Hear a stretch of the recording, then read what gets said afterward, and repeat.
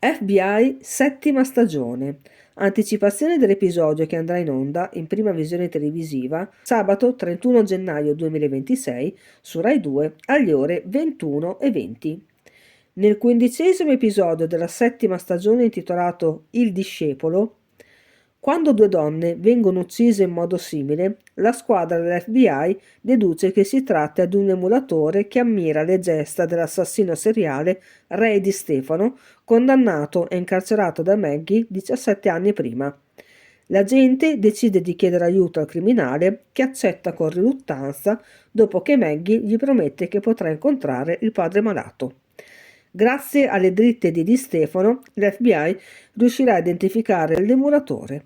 Iscrivetevi al nostro canale YouTube LVS Vera Squadra, perché abbiamo tanti contenuti sulle serie TV internazionali, ma anche su tantissimi altri argomenti.